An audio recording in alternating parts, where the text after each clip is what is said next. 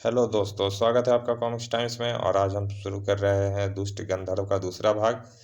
पहले भाग में हमने यहाँ तक की कहानी कंप्लीट कर चुके हैं दोस्तों। चलिए शुरू करते हैं बिना समय गंवाए दूसरा भाग।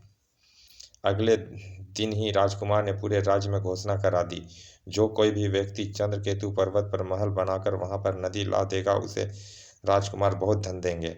यह घोषणा चित्ररथ ने भी सुनी।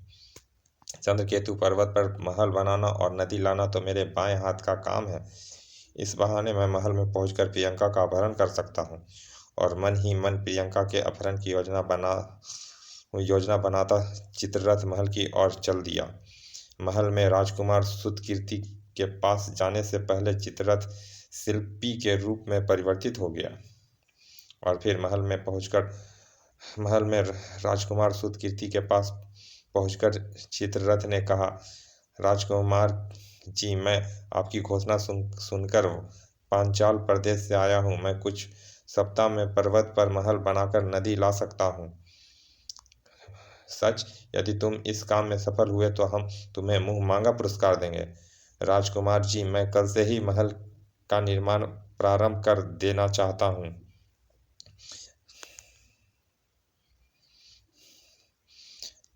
अगले दिन से ही चित्ररथ ने चंद्रकेतु पर्वत पर महल का निर्माण आरंभ कर दिया था। अपनी अद्भुत शक्ति की सहायता से कुछ ही दिनों में महल बना दिया और नदी ले आए। अब मैं चलकर राजकुमार को सूचित करता हूँ। जब राजकुमार प्रियंका के साथ महल देखने आएगा तो मैं उसका अपहरण कर लूँगा।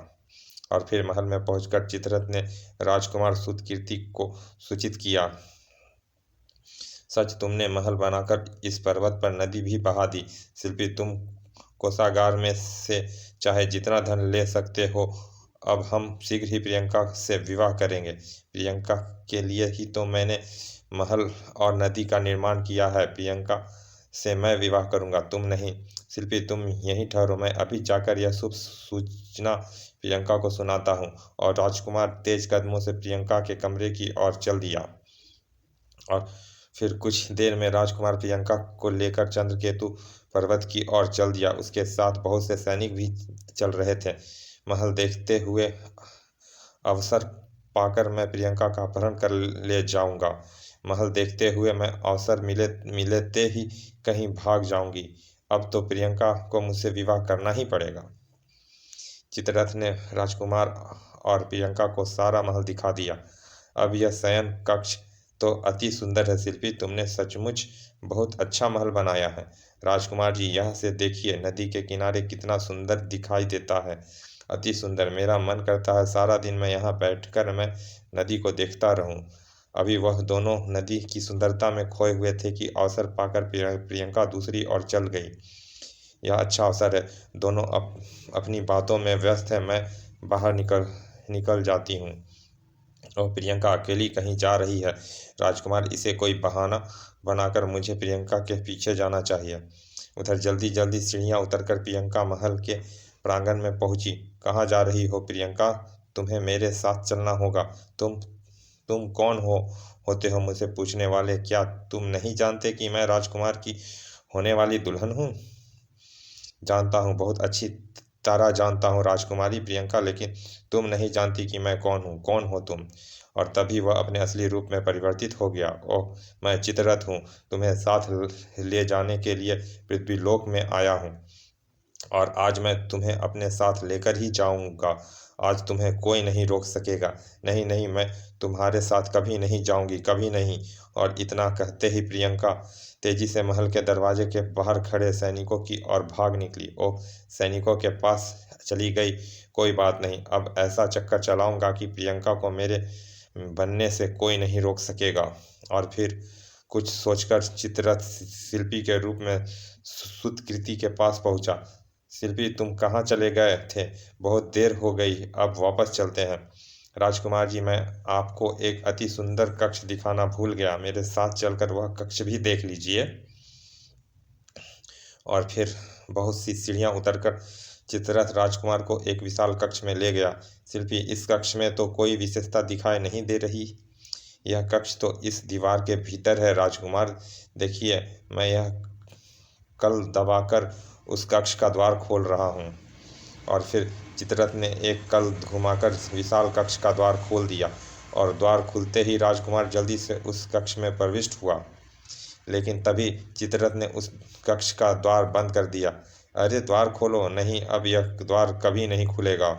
अब मैं राजकुमार बनकर प्रियंका के पास जाऊंगा और फिर उससे विवाह करके उसे अपनी पत्नी बनाऊंगा। हा हा हा। और फिर राजकुमार के रूप में परिवर्तित होकर चित्ररथ प्रियंका के पास पहुंचा। कुछ ही देर बाद वे राजमहल की तरफ लौट गए। और उसी रात भोजन के बाद जब प्रियंका अपने शयन कक्ष में जाने लगी तो, सुनो प्रियंका, मैंने तुम्हारी शर्त पूरी कर दी। अब तो तुम्हें विवाह से कोई इनकार नहीं होगा। ओह, अब मैं कैसे इनकार कर सकती हूँ राजकुमार? अब मुझे कोई आपत्ति नहीं है। सच प्रियंका, तुम कितनी अच्छी हो। अगले दिन राजकुमार ने विवाह की तैयारी आरंभ करा दी और फिर शुभ मुहूर्त में विवाह प्रारंभ हुआ। अब कन्या वर के गले में जयमाला डालेगी। लेकिन जब प्रियंका राजकुमार के गले में जयमाला डालने के लिए तैयार हुई, उसकी दृष्टि राजकुमार के हाथ पर पड़ी। ओह, राजकुमार के हाथ में मेरी अंगूठी नहीं। अब मैं इनकार करके विवाह से बच सकती हूँ। कुछ सोचती प्रियंका खड़ी रही। बेटी, जल्दी से राजकुमार को जयमाला पहना दो। नहीं, मैं जयमाला नहीं डालूंगी। पहले राजकुमार मेरी एक बात का उत्तर दें। कौन सी बात प्रियंका? राजकुमार, मैंने आपको जो अंगूठी दी थी वो कहाँ है? अंगूठी? कौन सी अंगूठी? मुझे तो तुमने कोई अंगूठी नहीं दी। राजकुमार को मेरी अंगूठी की बात भी याद नहीं। यह कैसे हो सकता है? कहीं राजकुमार के रूप में यह चित्ररथ तो नहीं है?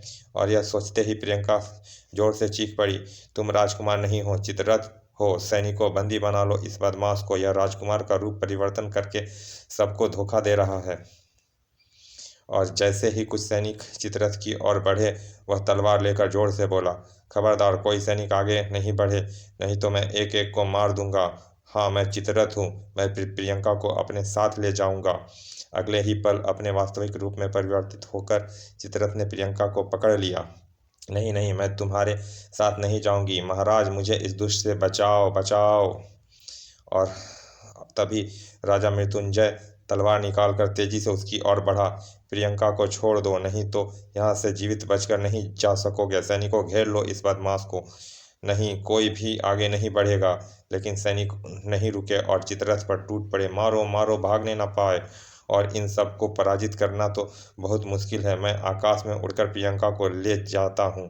और फिर चित्ररथ प्रियंका का हाथ पकड़कर आकाश में उड़ गया। अरे, वह आकाश में उड़कर जा रहा है, बचाओ! अवश्य यह कोई मायावी है। सैनिकों, इसका पीछा करो, आखिर कहीं तो यह पृथ्वी पर उतरेगा, बचाओ! और सैनिक पृथ्वी पर दौड़ते हुए उसका पीछा करने लगे। आकाश में उड़ता हुआ चित्ररथ प्रियंका के साथ चंद्रकेतु पर्वत पर बने महल में पहुंचा। लेकिन कुछ देर में सैनिक भी वहां पहुंच गए। अच्छा, तो सैनिक भी यहाँ आ गए। कोई बात नहीं, मैं अभी अदृश्य होकर इन्हें मारता हूँ। तभी अदृश्य होकर चित्ररथ ने सैनिकों को मारना प्रारंभ कर दिया। ओह, मर गया, बचाओ! अदृश्य पर हार से घबराकर सैनिक वहां से भाग गए। सैनिकों को भगाकर चित्ररथ महल में पहुंचा। प्रियंका, तुम्हें मुझसे विवाह करना होगा, नहीं तो मैं तुम्हें बंदी बनाकर रखूंगा। मैं तुमसे कभी विवाह नहीं करूंगी, कभी नहीं। जब प्रियंका किसी रूप में उसे विवाह करने की तैयार नहीं हुई तो चित्ररथ ने उसे एक कक्ष में कैद कर दिया। अब तुम इस कक्ष में रो रो कर ही अपने प्राण देना। प्रियंका की कैद में रहते हुए प्रियंका को कई महीने चित्ररथ की कैद में रहते हुए प्रियंका को कई महीने बीत गए। उसे भोजन देने एक सेविका राधिका आती थी। इसी से प्रियंका को राजकुमार का पता चला। ओह, चित्ररथ ने राजकुमार को भी इसी महल में कैद कर रखा है। अगर मैं कैद से छूट जाऊं तो राजकुमार को भी कैद से छुड़ा लूं। और फिर तभी प्रियंका ने एक योजना बनाई। अगले दिन जब राधिका भोजन लेकर आई तो उसने प्रियंका को मुस्कुराते हुए देखा। क्या बात है प्रियंका, आज तुम बहुत खुश हो रही हो। बड़ी खुशी की बात है। अगर तुम अंदर आकर मेरी बात सुनो तो मैं तुम्हें यह हीरे का हार दे सकती हूँ। हीरे के हार के लालच में ताला खोलकर राधिका अंदर आई तो प्रियंका उस पर झपट पड़ी और पलक झपकते हुए ही उसे बेहोश कर दिया। अब जल्दी से सेविका के कपड़े पहनकर मुझे बाहर निकल जाना चाहिए। जल्दी से सेविका के कपड़े पहन उसे कक्ष में बंद करके प्रियंका बाहर निकली। राजकुमार के संबंध में प्रियंका पहले से सब कुछ पता कर चुकी थी। वह सीधे गुप्त कक्ष में राजकुमार के पास पहुंची। राधिका, अगर तुम एक बार मुझे इस कक्ष से बाहर निकाल दो तो मैं तुम्हें अपने पिता से बहुत सा धन दिलवा दूंगा। अरे राजकुमार, मुझे पहचान नहीं सका? राजकुमार, मैं राधिका नहीं, प्रियंका हूँ। मैं तुम्हें इस कैद से मुक्त कराने ही आई हूँ। जल्दी बाहर आओ। यह कहते हुए प्रियंका ने गुप्त कक्ष का द्वार खोलकर राजकुमार को बाहर निकाल दिया। राजकुमार, मैं जानती हूँ कि चित्ररथ की अद्भुत शक्ति उसके हार में है। मैं उसके कक्ष में जाकर किसी तरह उसका हार उतार लूंगी, फिर तुम उसे मार देना। और प्रियंका राजकुमार के साथ चित्ररथ के शयन कक्ष में के द्वार पर पहुंची। तुम यहीं ठहरो, भीतर जा रही हूँ।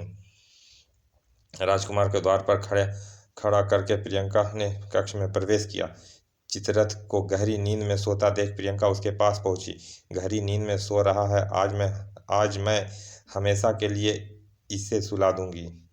लेकिन जैसे ही प्रियंका उसके गले से हार उतार कर मुड़ी, चित्ररथ की नींद खुल गई और उसने प्रियंका को पकड़ लिया। ठहरो, मेरा हार चोरी कर ले जा रही थी, अब मैं तुझे जीवित नहीं छोड़ूंगा। तभी प्रियंका ने राजकुमार को आवाज लगाई, राजकुमार बचाओ हैं। राजकुमार के भीतर आते ही प्रियंका ने हार उसकी ओर उछाल दिया। यह लो राजकुमार। ओह, इसने राजकुमार को हार दे दिया। चित्ररथ ने प्रियंका को छोड़ राजकुमार पर प्रहार किया। ओह, और अगले ही क्षण राजकुमार ने वह हार प्रियंका की ओर उछाल दिया। प्रियंका, तुम हार लेकर भाग जाओ। प्रियंका, इस बार जब चित्ररथ हार लेने के लिए प्रियंका के पीछे दौड़ा तो राजकुमार ने पल भर की देर किए बिना चित्ररथ पर प्रहार कर दिया। ओह, पहले मैं तुझे यमलोक पहुंचा दूं, फिर इस लड़की को देखूंगा। यह कहकर चित्ररथ ने अपने गदे से राजकुमार पर प्रहार किया। खन खन, लेकिन इस प्रहार से बचकर राजकुमार ने उस पर फिर प्रहार कर दिया। ओह, राजकुमार ने तीव्र प्रहार से चित्ररथ का एक हाथ अलग कर दिया। ओह, मरा। अभी चित्ररथ कुछ संभल पाता कि राजकुमार ने उसके सिर पर प्रहार किया। ओह, और चित्ररथ पृथ्वी पर गिर पड़ा। चित्ररथ को मारकर राजकुमार तेजी से बाहर की ओर दौड़ा। रुक जाओ प्रियंका, मैंने चित्ररथ को मार दिया है, रुक जाओ। क्या सचमुच राजकुमार ने चित्ररथ को मार दिया? यह सोचते ही प्रियंका तेजी से राजकुमार की ओर दौड़ी। सच, तुमने चित्ररथ को मार दिया? हाँ प्रियंका, मैंने उसे मार दिया है। और फिर दौड़कर प्रियंका ने राजकुमार को अपनी बाहों में भर लिया। राजकुमार, तुमने चित्ररथ को मारकर मुझे इस दुष्ट के हाथों से बचा लिया। प्रियंका, उपकार तो तुमने मुझ पर किया है। तुमने ही तो मुझे गुप्त कक्ष की कैद से निकाला था। तत्पश्चात दोनों राजमहल की तरफ प्रस्थान किया। राजकुमार के साथ प्रियंका को देख राजा मृत्युंजय ने आनंद की सीमा न रही थी। बेटे, तुम कुशल हो? पिताजी, प्रियंका के कारण ही मैं उस दुष्ट की कैद से मुक्त हो सका हूँ। राजकुमार और प्रियंका को सुरक्षित लौट आने की खुशी में पूरे राज्य में दीपावली मनाई गई। अचानक उस दिन प्रियंका को ढूंढते हुए उसके पिता गंधर्वराज लावण्य भी लवंगपुर में पहुंच गए। बंधु, इस नगर में कोई त्योहार मनाया जा रहा है क्या? जी नहीं, राजा के बेटे सुतकीर्ति और उनकी पुत्रवधू प्रियंका को एक मायावी उठा ले गया था। हम सब उसके सुरक्षित लौट आने की खुशी मना रहे हैं। लो, तुम भी मिठाई खाओ। प्रियंका कहीं मेरी बेटी तो नहीं? मुझे चलकर देखना चाहिए। और फिर रथ पर सवार हो वह तेजी से महल की ओर चल दिया। दुष्ट चित्ररथ के कारण पता नहीं प्रियंका की खोज में कहाँ कहाँ भटकना पड़ेगा। कुछ देर में महल के पास पहुंचकर राजा लावण्य ने प्रियंका को देखा तो खुशी से फूला न समाया। वह रथ से उतरकर तेजी से प्रियंका की ओर दौड़ा। अरे, यह तो प्रियंका ही है। प्रियंका, प्रियंका मेरी बेटी, तू कहाँ चली गई थी? पिताजी, पिताजी, और दौड़कर प्रियंका अपने पिता के बाहों में समा गई। ओह बेटी, पता नहीं मैंने तुझे कहाँ कहाँ नहीं ढूंढा। निराश होकर लौट रहा था तो सोचा पृथ्वी लोक में भी देखता चलूं। पिताजी, मैं चित्ररथ के भय से यहाँ चली आई थी, लेकिन एक दिन वह यहाँ भी आ गया और मुझे कैद कर लिया। लेकिन राजकुमार ने चित्ररथ को मारकर मुझे मुक्त करा दिया। सच बेटे, तुमने बहुत अच्छा किया। उस दुष्ट ने तो मेरी बेटी को जीवन ही तबाह कर दिया था। बेटे, मैं तुम्हारे उपकार का बदला कैसे चुका सकता हूँ? राजन, इसके बदले आप भी हम पर एक उपकार कर सकते हैं। हम प्रियंका को अपनी पुत्रवधू बनाना चाहते हैं।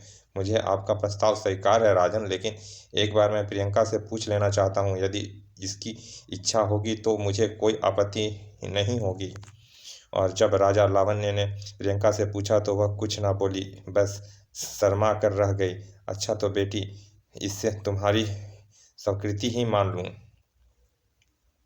और फिर राजा लावण्य ने राजकुमार सुकृति के साथ प्रियंका के विवाह की स्वीकृति दे दी। अगले दिन ही दोनों का विवाह बहुत धूमधाम से किया गया।